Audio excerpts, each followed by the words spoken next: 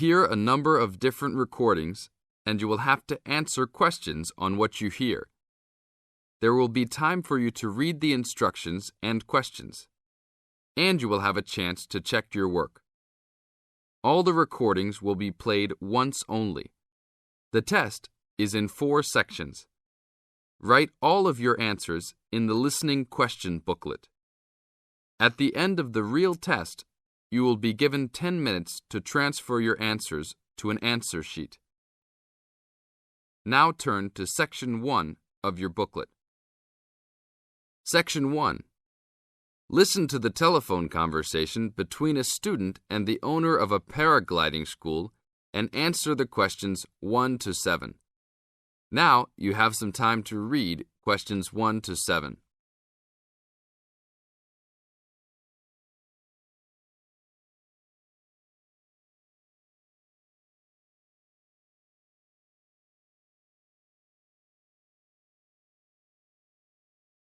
Hello, Paraglider's Paradise.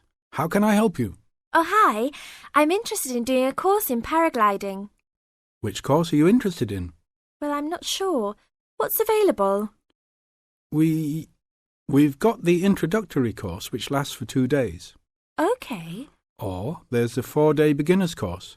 There's also the elementary pilot course, which takes 5 to 6 days, depending on conditions. We might try the beginner's course. What sort of prices are we looking at? The introductory is $190. The beginner's course, which is what you'd probably be looking at, is $320. No, sorry, $330. It's just gone up. And the pilot course is $430. Right. And you also have to become a member of our club so that you're insured. That'll cost you $12 a day. Everyone has to take out insurance, you see. Does that cover me if I break a leg? No, I'm afraid not. It's only third party and covers you against damage to other people or their belongings, but not theft or injury. You would need to take out your own personal accident insurance. I see. And what's the best way to get to your place? By public transport, or could we come by bike? We're pretty keen cyclists. It's difficult by public transport, although there is a bus from Newcastle. Most people get here by car, though, because we're a little off the beaten track. But you could ride here, okay? I'll send you a map. Just let me take down a few details. What's your name? Maria Gentle. And your address, Maria? Well, I'm a student staying with a family in Newcastle. So it's care of? Care of Mr. and Mrs. MacDonald. Like the hamburgers? Yes, exactly. MacDonald. The post office box address is probably best. It's P.O. Box 2492, Newcastle. Is there a fax number there? Because I could fax you the information. Yes, actually there is. It's 0249. That is for Newcastle. And then 760412. Okay. Now, if you decide to do one of our courses, you'll need to book in advance and to pay when you book. How would you be paying? By credit card, if that's okay. Do you take Visa? Yes, fine. We take all major cards, including Visa, Master, and American Express. Okay then. Thanks very much. Now you have some time to read questions 8 to 10.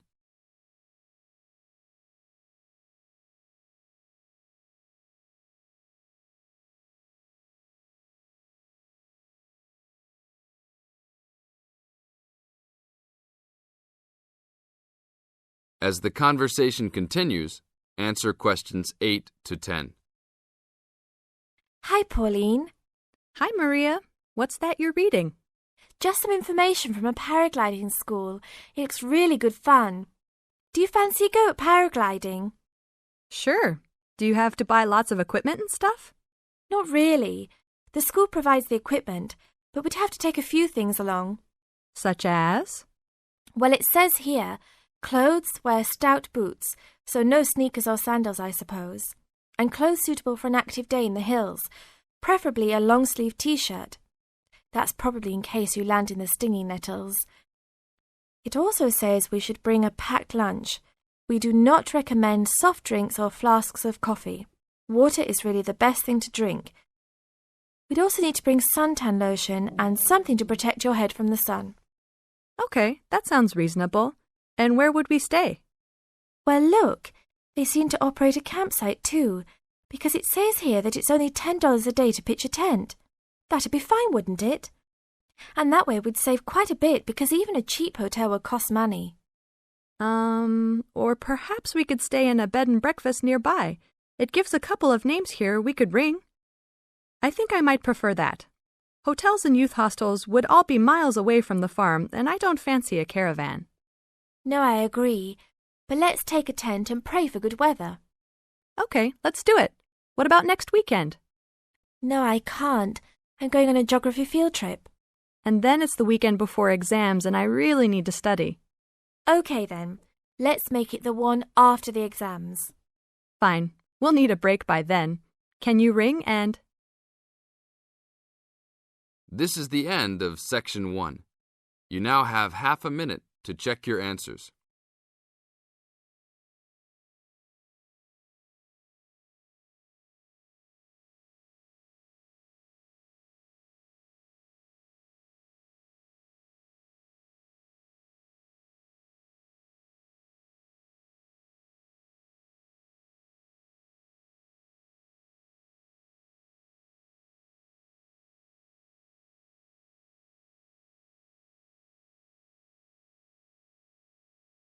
Now turn to Section 2.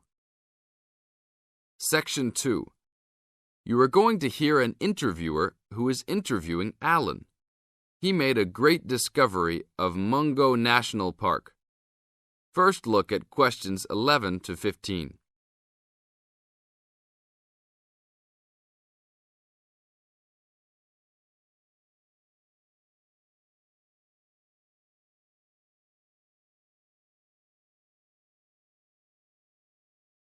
As you listen to the first part of the interview, answer questions 11 to 15.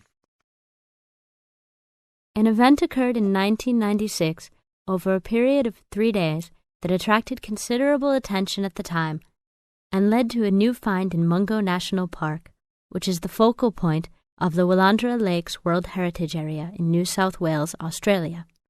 I talked to Alan Moore, the organizer of this trip, about his experience. Alan, what was the purpose of your trip? Well, as you know, I love the outback and lead tours of people wanting to go into more remote parts of the country. However, I thought it was time for me too to have a holiday. So I packed up my family and we went to 𝕤𝕠𝕝 National Park. Why did you choose this location? It holds a record of Aboriginal life stretching back over 40,000 years. And of course, I wanted my young kids to be amazed by the main feature of the park, the remarkable Walls of China, as they're called, where wind and water erosion have exposed this long history. I see. What was the weather like? It was unusual for that time of year. The rain was just one continual downpour after another. We were always soaked to the skin. So we decided to cut our holiday short and only stayed 3 days in the end. However, it was eventful. The obvious problem was to get back to the nearest town, a small place called Buranga. But the dirt roads out there are always impassable after rain, so we settled down for a long, wet wait in the park. We didn't really mind because the scenery was so interesting. However, the kids wandered away without our noticing, and eventually we realized they must be lost. So we used our two-way radio to contact the park rangers and the police, and a helicopter was sent. Luckily, the kids were found within a few hours, but they'd made an important discovery. Now look at questions 16 to 20.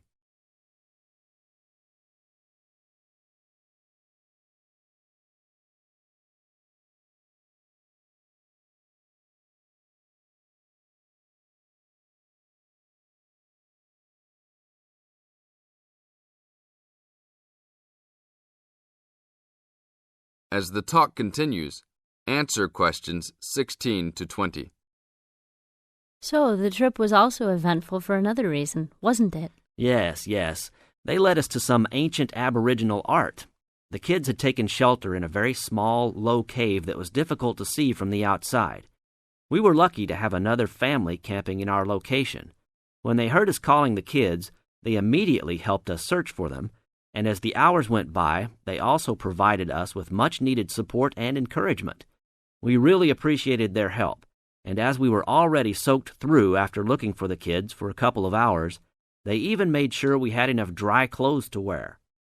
The park ranger managed to get through to us to lead the search, and when the helicopter pilot notified us by two-way radio that he'd seen the children but was unable to land nearby, we were able to eventually find them very excited about what was in their little cave. And what did you think of their cave?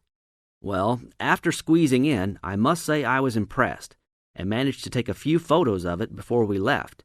There were many faint markings and dots on the wall. It was difficult to tell what they represented because they were so small, but people from the museum who have since visited there said the markings were similar to some other findings in the area, and later confirmed they were very old. Although it's now a protected site, the children like to call it their cave, and are allowed to visit it when a ranger can go with them. Thank you, Alan. If you go to 𝕞𝕠𝕣𝕖 National Park, you can see the entrance to the cave and some of Alan's photos at the ranger's station. Alan continues to lead tour groups in the outback, and if you want further information...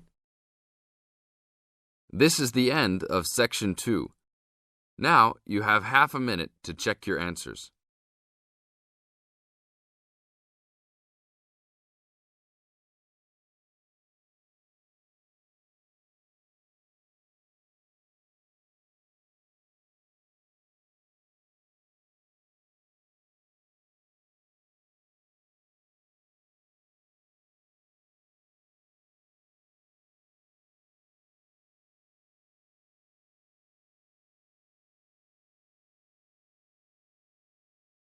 Section 3.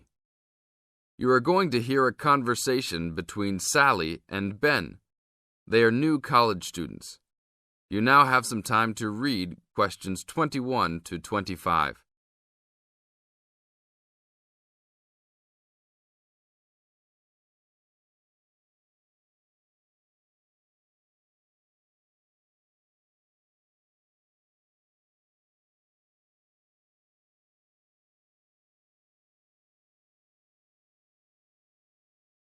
Now, listen to the first part of the conversation and answer questions 21 to 25. Hi, Ben. Sally. How are you? Fine. I wondered if I'd run into you. When did you get here? I only arrived last night, just in time. I prefer to travel on Sundays to miss the working rush. I suppose you arrived in plenty of time.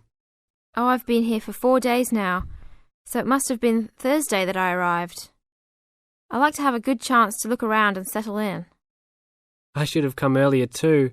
I'm hoping to get a part-time job. Well, you've no time today, I suppose. Do you still plan to be an architect? Yes, it's what I've always wanted to do. And you were planning to do economics, weren't you? Yes, I was, but now I've decided on psychology instead. How many textbooks do you have to get? I've been given this long list, and I'm sure they'll cost a fortune. See? That looks a lot. It's longer than my list. Well, it's 14 all told. So I might use library copies instead of buying some of them. What about you? I'll probably buy the whole lot of mine because I only have 5 on my list, although I'm sure there are many more I'll have to read. Luckily, we don't have to read them all straight away. Have you got your class timetable yet? It came with the book list. When do your lectures start? Tuesday. That's tomorrow. How about yours? Oh, I've got an extra day, the day after yours start. Now you have some time to read questions 26 to 30.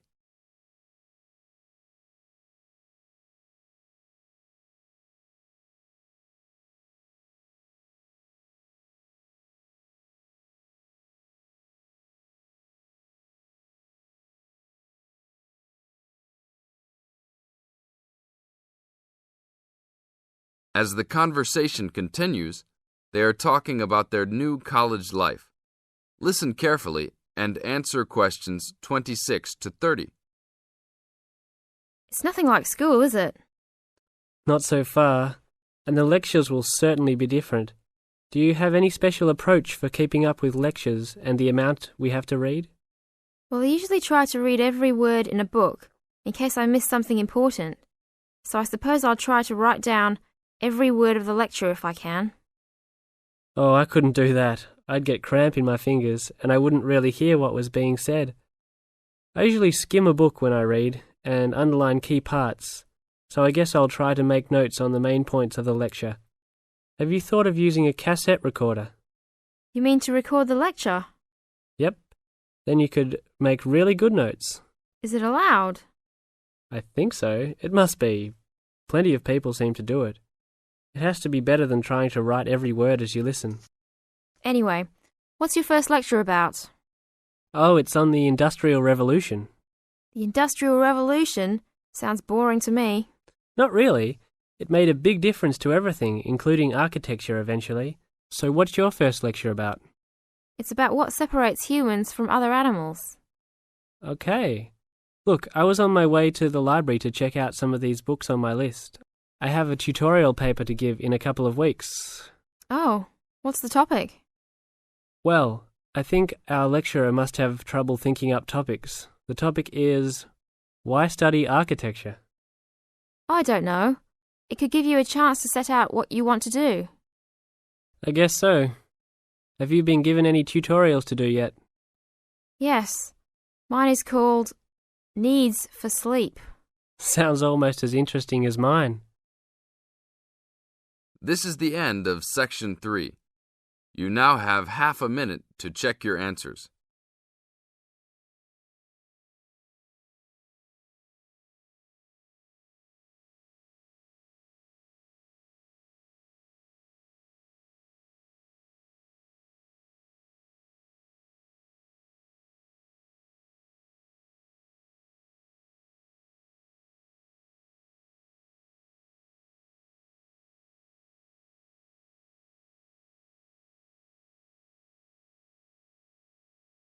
Now turn to Section 4.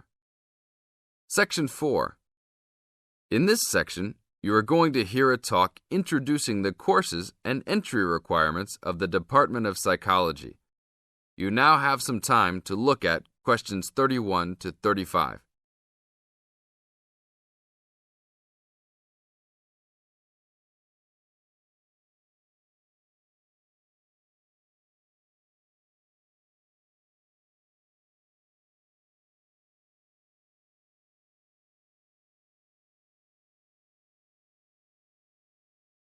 Now listen to the first part of the talk and answer questions 31 to 35.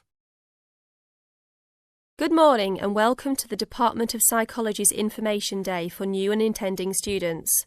I'm the head of the department and today we plan to give you a clear idea of the main courses we offer, their entry requirements, duration, and the types of jobs you might obtain after gaining these qualifications. During the course of the day, I hope you will take the opportunity to talk to staff and attend information sessions for particular courses that may interest you. Some of these courses are open to school leavers, but some have particular entry requirements, so it is important to note these. Firstly, the Certificate in Psychology is offered as a 6-month course for those wanting a general introduction to the subject for personal or work-related purposes. There are no specific entry requirements. At undergraduate diploma level, we provide a 1-year diploma in psychology course, designed for those already in employment, whose work and previous training is not in psychology. There are no particular entry requirements, and students in this course usually take it to help them progress into their careers.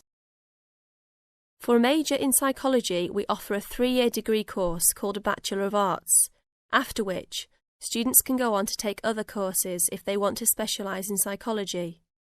The only requirement for this course is the usual undergraduate admission to university. Now, for the more specialised courses in psychology, we offer a master's degree to be taken over 18 months. This can be by research or coursework, but entry to this programme is only through first gaining a degree in psychology. That means you must have a degree majoring in psychology. And lastly, for those wanting clinical qualifications at postgraduate level, we offer a diploma in clinical psychology over a 12-month period, usually called Clinical Psychology Diploma, for short. The minimum entry requirement for this programme is an appropriate honours degree. Now look at questions 36 to 40.